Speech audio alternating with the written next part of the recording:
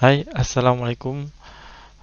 My name is Muhammad Azhan Rizhan, and today I will be presenting my final year project, which is titled Numerical Investigation of Small Rocket Aerodynamics for Cloud Seeding Operation. So, what is cloud seeding?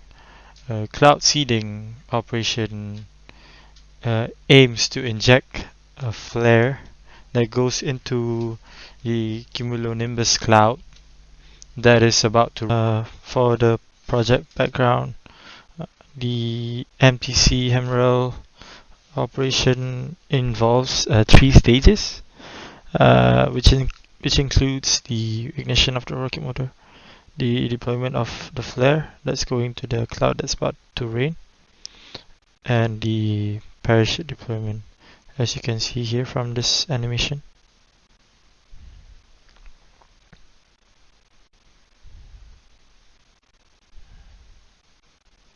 Yeah, and it continues to rain. So we are able to basically make it rain. So the objectives of this research is to measure the aerodynamic performances of a small rocket based on the rocket design.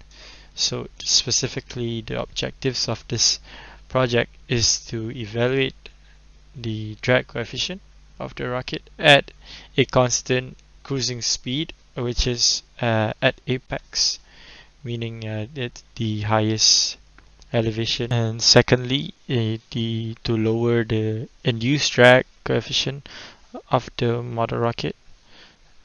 Next one is the to optimize the load distribution, which is basically the lift coefficient distribution on the motor rocket, which we can further analyze to determine its stability, uh, to analyze the effect of trapezoidal design of fins and its correlation with these coefficients. And the last two is to maximize and analyze the range between the center of gravity and center of pressure and how it affects the flight of the model rocket. So the expected results is a simulated flow of air surrounding the external surfaces of the model rocket in order to analyze the incoming aerodynamic forces that is only available during mid-flight. Second is to mm, design of a number of fins on the model rocket, and the last one, most important, is to be implemented for cloud seeding operation. So, based on the literature review that I have done during my research, is so as you can see here, there are four main forces that's acting on the model rocket itself. So there's lift, and there's drag, and there's the weight of the model rocket, and the thrust that is gathered by the propellant, the burning of propellant. So rocket aerodynamics is the investigation of how the airflow over the rocket affects the drag and stability of the rocket. So there are and the lift force is one of the main components of the aerodynamic forces, and this causes it to fly vertically in an upward direction. So this is measured in the coefficient of lift. So a higher lift coefficient means a higher elevation and speed. So which in turn causes another force being resulted as the model rocket goes against the air, which is called the drag, and this is calculated using the drag coefficient that we are later will display. Okay, so here is to determine the rocket stability. So as you can see, the placement of the CG and CP is very important to our research for our model rocket. So if, let's say, the CP, which is center of pressure, where the air forces are acting on the model rocket, is below the CG, and this is the flight path, the model rocket would be deemed as stable. However, if the CP is inverted and is above the CG, so CP is where the air forces act, is above the center of gravity, so the flight of the model rocket would be in random line of direction. So this is very bad. We don't want this. We want a stable rocket. Moving on to the fin shape parameters. So these are the types of parameters that I was able to adjust during my study. So we're looking at types of trapezoidal fin shapes. So there's four main factors that we are looking at here. One is the root chord of the fin, which is attached to the body of the rocket. The span, which is the distance between the root chord, which is the body, and to the tip of the fin. And lastly is the tip chord of the fin. And another parameter that we are able to adjust is the thickness of the fin. So here is the thickness over chord ratio, which is the the chord distance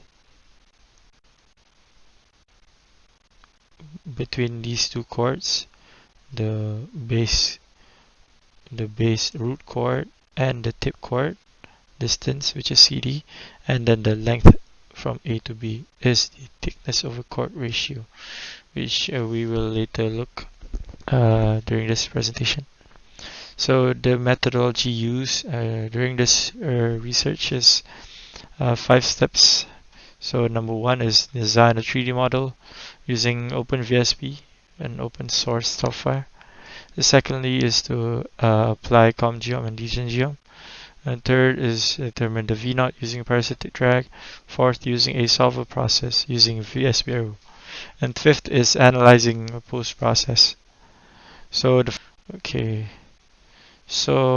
in the result and discussion tab, okay, there are three main factors, three main numbers that we are looking for. One of it is the lift coefficient against alpha. Second is the drag coefficient.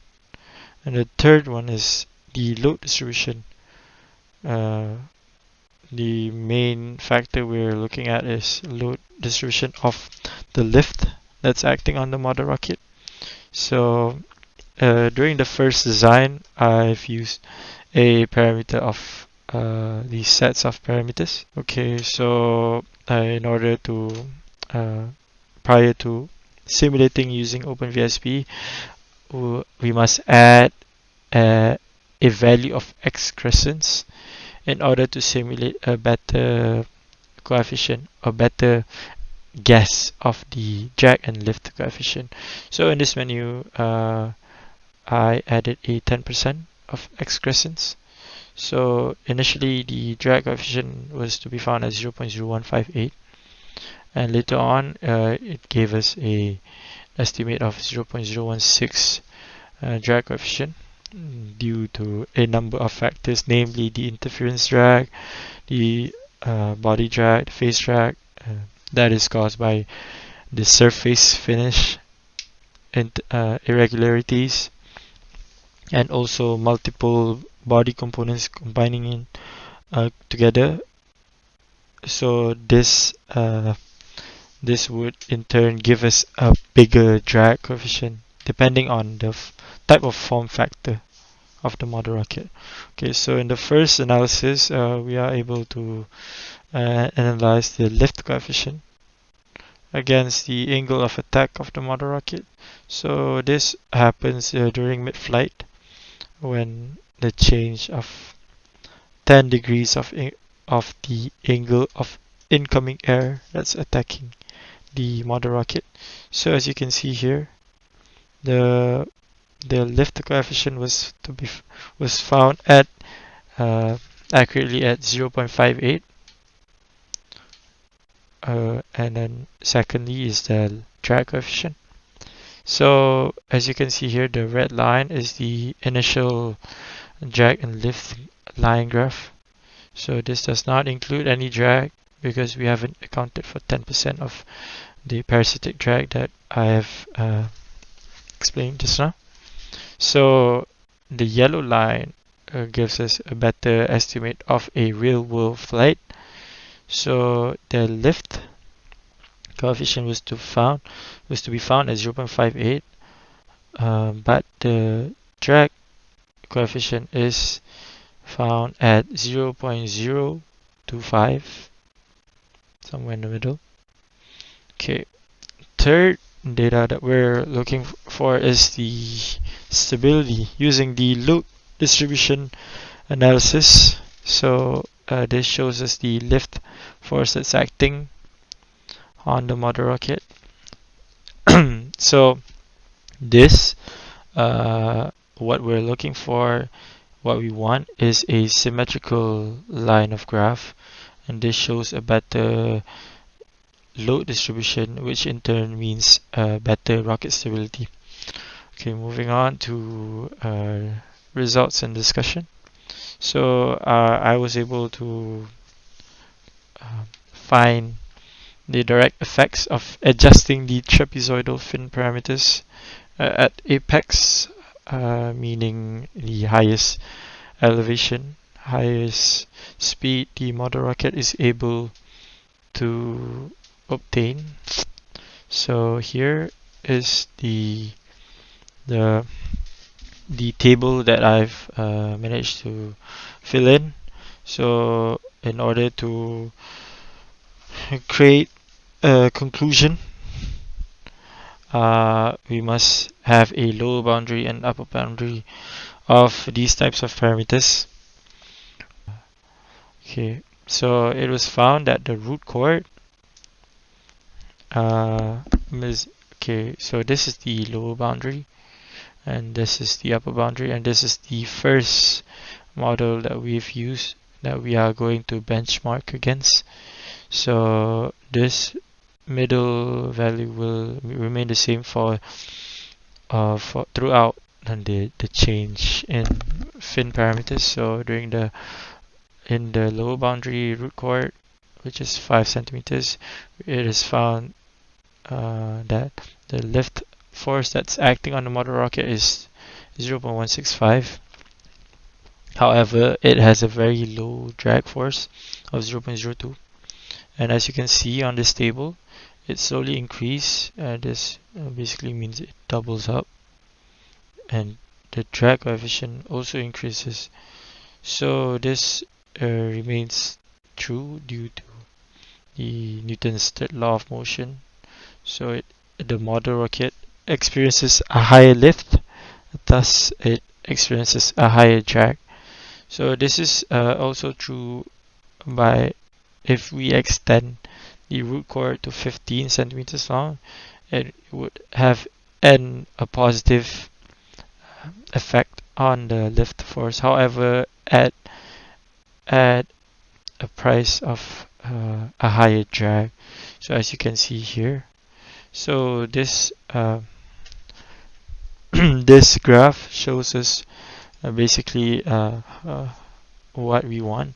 So just by adjusting a few centimeters of the root chord, we are able to obtain this amount of lift, and it is a lot because it's just going to go up. So this means that by having a higher root chord in my study, it means having a higher lift force that's acting on the model rocket. However, at a price of a higher, it's actually the rate of the lift increment, and the increment of drag is not on the same rate. So it is better to increase the root chord because we obtain this amount of lift, but we also gain this small amount of drag. So this is a good thing. So you want a higher lift and a lower drag. Okay, moving on to the tip chord length. So this is the lower boundary, and this is the the benchmark we are testing against, and this is the upper boundary of the tip chord. So as you can see here, the lift coefficient surprisingly lowers down, and the drag coefficient, as written before, also lowers down due to having a lower lift force so acting on the model rocket. So as you can see here, so what this graph tells us that by having a smaller tip chord, it is beneficial in terms of gaining speed and gaining elevation. So meaning that we want a lower tip chord on our fins in order to have a higher lift force that's acting on the motor rocket. Okay, thirdly is the span length. The span length, excuse me, the span length. This is the lower boundary of the span length. This is the benchmark. This is the upper boundary of our span. So as you can see here, during the first 5 centimeters on the span, we are only able to get a small amount of lift, which is 0.08, and also a small amount of drag, which is 0.016. However, we get a 4 times the amount just by extending the span length of a few centimeters. Oops. Okay, so and then just on this graph, just if we extend it a little further, if we extend the span a little more, the lift coefficient somehow lowers down. So this was an interesting find because we are able to tabulate this data on this graph. So as you can see here, the span length for the first 5 meters added has an increase, has a positive feedback on the lift coefficient. However, it has a turning point somewhere along at 12 centimeters of span, and it decreases down. And as you can see here, the drag line graph also experiences the same behavior as the lift. Okay, this is the fourth data we are analyzing, which is the thickness of the fin over the mean chord. So this was the lower boundary. This is the first model which we benchmark against. This is the upper boundary. So the lift coefficient somehow remains the same throughout the change of thickness over mean chord, and the same goes to its drag. So as you can see here on this graph. So to conclude, the research was done successfully, and the findings that I've gotten was aligned with the expected results, as you can see here, as we have find and evaluate the drag coefficient of the rocket. We have lowered the drag coefficient by adjusting the parameters and optimize the load distribution of the rocket, and this means basically on the type of form factor that the model rocket has. And this would allow us for better stability and optimize airflow based on number of fins, and analyzing the effects of trapezoidal design of fins and its correlation with drag and lift coefficient. So for my recommendations for future reference in a further analysis, you can do it by increasing the boundary between the fin length parameters in order to obtain a larger range of aerodynamic effect based on fin shape. Second recommendation would be to uh, construct a real-world life-size model rocket and try to pivot the rocket around and around the rocket and find the center of pressure using a wind tunnel. And also, if we want to increase the weight of the fins as suggested earlier, we can do it, but we have to find the CG of the rocket first. And if the CP lies above the CG, it needs to be adjusted by adjusting the weight of the nose cone. So this would allow us to have more leeway for adjustment of the type of form factor the model rocket on cloud seeding operation has. So that is all for me. Thank you.